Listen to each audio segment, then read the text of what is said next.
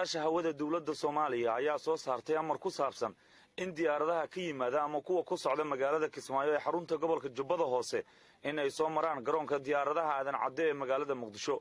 go'aankan ayaa la xiriira hubinta kontaroolka diyaaradaha ka dega Kismaayo si loola socdo dadka iyo waxyaabaha ay sidaan diyaaradaha aadan magaaladaasi. Horay dawlad goboleedka Jubbaland ayaa uu soo saaray amar uu kaga mamnuucay diyaaradaha inay ka soo degaan garoonka diyaaradaha magaalada Kismaayo intii lagu guda jiray doorashadii dib loogu doortay madaxweynaha maamulkaasi Axmed Madoobe. Tallaabadan ayaa qayb ka ah howlaha la socodka hawada Soomaaliya ee maamulkeeda gacanta ku haysta dawladda Soomaaliya, gaar ahaan hay'adda duulista iyo saadaasha hawada oo dhawaan si rasmi ah loogu wareejiyay muddo 27 sano kadib oo ay maamulaysa hay'adda ICAO. waray heshay idaacadda kulmiye ayaa sheegay in go'aankan uu yahay mid lagu hubinayo dhaqdhaqaaqyada diyaaradaha ka dega Kismaayo oo aanay waxba ka ogeyn dawladda federaalka Soomaaliya. haatan lama oga go'aankan inuu yahay qorshe la doonayo in lagu hakiyo caleemasaarka Axmed Madoobe oo lagu wado inuu dhawaan ka dhaco Kismaayo ayna ka qayb galaan wafuud ka socda dawlad goboleedyada kuwa ka socda dalalka deriska gaar ahaan Kenya, xildhibaanada baarlamaanka qaarkood iyo axsaabta siyaasadda dalka. aad baad u mahadsantahay Axmed. madaxweynaha dawladda federaalka Soomaaliya Maxamed Cabdullaahi Farmaajo oo ku sugan magaalada Yokohama ee waddanka Japan ayaa sheegay in loo baahan yahay in la garab istaago wadamada Soomaaliya, Eritrea iyo Ethiopia iskaashiga saddex goosoodka ee ay samaysteen. wariyaha KNN Cabdullaahi Maxamed Cali ayaa warkan faahfaahinaya. madaxweynaha dawladda federaalka Soomaaliya Maxamed Cabdullaahi Farmaajo ayaa khudbad ka jeediyay shirka nabadda iyo xasiloonida geeska Afrika ee qaybta ka ah fadhiyada madasha iskaashiga wadamada Afrika iyo Japan, isagoona soo bandhigay fursadaha ganacsi iyo maalgashi ee ka jira guud ahaan dalalka geeska Afrika. madaxweynaha ayaa tilmaamay muhiimadda ay leedahay in lagu garab istaago wadamada geeska Afrika qorshahooda horumarineed laguna dhiirigeliyo tallaabooyinka horu socodka leh ay qaadeen oo salka ku haya deris wanaagga, iskaashiga iyo isku duubnida dhaqaale, amni iyo siyaasadeed. waxaan si cad u qeexayaa in qorshaheenna muddada fog uu ku qotomo sidii aan mar labaad u soo celin lahayn kaalinta uu dalkeenu ku leeyahay geeska Afrika, arrinkaas oo aan ka samaynay bilow fiican kadib markii aan hormuud ka noqonnay dadaaladii dib u heshiisiineed iyo iskaashiga saddexda geesoodka ah ee dalalka Soomaaliya, Eritrea iyo Ethiopia.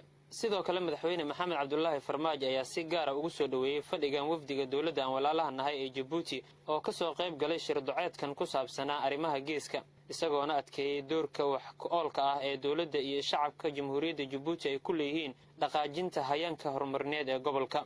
fadhigan gaarka ah waxaa si wada jira u gudoominayay madaxweynaha Soomaaliya Maxamed Cabdullaahi Farmaajo iyo ra'iisul wasaaraha Ethiopia Abiy Ahmed, waxaana ka soo qayb galay ra'iisul wasaaraha dalka Japan Shinzo Abe, gudoomiyaha midowga Afrika Musa Faki, xogayaha guud ee qaramada midoobay Antonio Guterres, madaxweyne ku-xigeenka dalka Koonfurta Suudaan James Wani Iga, wasiirada arrimaha dibadda dalalka Djibouti Mudane Maxamuud Cali Yuusuf, kan Eritrea Mudane Cusmaan Saalix, wasiirka arrimaha dibadda Kenya Monica Juma, madaxda hay'adaha caalamiga ee qaramada midoobay, midowga Yurub iyo daneeyayaasha gobolka.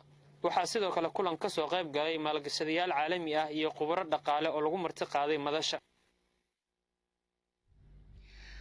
dagaal u dhaxeeya al-shabaab iyo ciidamada Jubbaland ayaa waxa uu ka dhacay duleedka magaalada Kismaayo, sida warkan uu ku faahfaahinayo wariyaheena Cali Cilmi Salaad.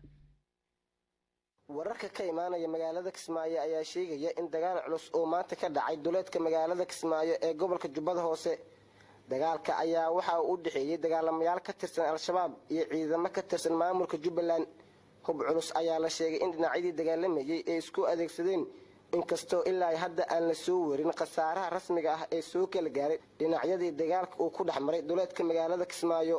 goobjoogayaal ayaa KNN u sheegay in dagaalka uu ka dhacay deegaanka Yaaq Bishaare oo qiyaastii 49 kiiloomitir u jira magaalada Kismaayo ee gobolka Jubbada Hoose. ugaas xasan sheekh ibraahim kana mid ah dadka deegaanka oo la hadlay KNN ayaa ka warramay xaaladda deegaanka Yaaq Bishaare oo ay maanta ku dagaalameen al-shabaab iyo ciidamada Jubbaland. waxa waaye meeshaas dagaal baa ka dhacay adduun badan oo mataqaanaa biyaha cabayso oo matooro ugu horneed iyo geel iyo lo iyo ari iyo dhaan iyo maato iyo bixineed mataqaanaa dhacdooda dagaal ka dhacay. dagaalku iyo u dhaxeeya markaa ciidamada Jubbaland oo meesha waardiye ka ahaa waxaa soo weeraray shabaab ma garan. waxaa la yiraahdaa Yaaq Bishaare meel mataqaanaa Kismaayo u jirta 48 kiiloomitir u jirta waayo birowlana mataqaanaa 9 kiiloomitir bay u jirtaa. waxa way tuulada 9 kiiloomitir ay u jirtaa Kismaayo marka la yiraahdo 9 iyo 40 kiiloomitir waayo ma garan. lama caddayn karo laakiin xaggaba khasaare waa jira. ma jiraan weli wax war ah oo ka soo baxay dhinacyadii ku dagaalamay deegaanka yaaq bishaare ee gobolka jubbada hoose. ciidamada jubbaland ayaa maalmihii u dambeeyey waxa ay guluf ka wadeen deegaano hor leh oo ka tirsan gobolada jubbooyinka iyo gedo. al-shabaab ayaa xilligan wajahaya culays kaga imaanaya ciidamada xoogga dalka iyo duqeymaha ay diyaaradaha maraykanka ay ka fuliyaan deegaano ka tirsan gobolada jubbooyinka. diyaaradda air uganda ayaa muddo sannado ah kadib waxay dib uga howl bilowday garoonka diyaaradaha ee magaalada muqdisho. warkan waxaa faahfaahinaya axmed maxamed ibraahim. diyaaradii ugu horeysay ee shirkadda duulimaadyada Uganda Airlines ayaa maanta waxay soo cagadhigatay garoonka diyaaradaha caalamiga ee aadan cabdulle cismaan aadan cadde. duulimaadkan ayaa bilow u ah duulimaadyo toos ah oo isku xiraya magaalooyinka muqdisho iyo Kampala kaasi oo baahi badan loo qabay. xaflad lagu daafuriyay duulimaadkan ayaa lagu qabtay garoonka diyaaradaha ee magaalada muqdisho, waxaana goobjoog ka ahaa wasiiro ka tirsan xukuumadda Soomaaliya, safiirada caalamka ee Soomaaliya jooga, qaar ka mid ah xildhibaano iyo mas'uuliyiin kale. Uganda Airlines ayaa dib u habeen ballaaran lagu sameeyey muddo 18 sano ah kadib, iyadoo shirkadda ay bilowday duulimaadyo ay ku tegayso dalalka gobolka dhaca. Axmed Macallim Xasan, maareeyaha saadaasha hawada ee Soomaaliya, mar uu wareysi siiyey Kulmiye Radio ayaa sheegay in diyaaradda Uganda Airlines ay ka sameyn doonto gudaha dalka 3 duulimaadyo oo toos ahi, waxaana halkaa ka bixi doonta sida uu tilmaamay ardayda Soomaaliyeed ee xayiraadda kala kulmi jiray garoonka Jomo Kenyatta ee magaalada Nairobi ku yaala. ardayda ayaa iminka waxay haystaan sida uu sheegay duulimaadyo toos ah oo muqdisho iyo Kampala isku xiraya. diyuuradaha Uganda waxay sameynaysaa usbuucii waxay sameynaysaa 3 flight oo Entebbe Muqdisho direct flight ah. dadka Soomaaliya oo Uganda u socda community fara badan oo Soomaali ah ayaa Uganda ama waxbarasho jooga ama nolol jooga waxay ku rafaadi jireen garoonka Jomo Kenyatta oo ay transit ku yihiin. waxaan meesha ku mari jirnay ayagoo maaragtay transit-ka cabasho badan wada oo transit-ka jooga dhowr jeer ayaa kala hadlay dowladda Kenya. marka caqabadahaas oo dhan ay meesha ka saaraysaa insha Allah taala shacabka Soomaaliyeed iyo shacabka Uganda iyo dhammaan international community ee labada wadan oo kala safraa waxay heli doonaan direct flight oo Entebbe Muqdisho oo non-stop 2 saac iyo 20 daqiiqo diyuuradu u kala socon doonta labada wadan. marka waa guul u soo hoyatay dalka Soomaaliya iyo dowladda Uganda labada shacab. diyaarado ay ka mid yihiin Qatar, Ethiopia iyo Turkiya ayaa xilligan ka soo dega garoonka caalamiga ah ee aadan cabdulle cismaan aadan cadde kadib markii heshiisyo ay wada galeen dowladda Soomaaliya iyo madaxda shirkadahaasi. warka duhur ee radio Kulmiye ayaad dhageysanaysaan. xukuumadda Shiinaha ayaa maanta oo Khamiis ah waxa ay kumanaan askarteeda ka mid ah ay u diraysaa jasiiradda Hong Kong, halkaasi oo toddobaadyadii la soo dhaafay ay ka soconayeen dibadbaxyo xooggan. ciidamadan Shiinaha uu geynayo Hong Kong ayaa lagu soo beegay maalmo ka hor inta uusan dhicin dibadbaxyadaasi waaweyn ee lagu dalbanayo dimuqraadiyadda buuxda.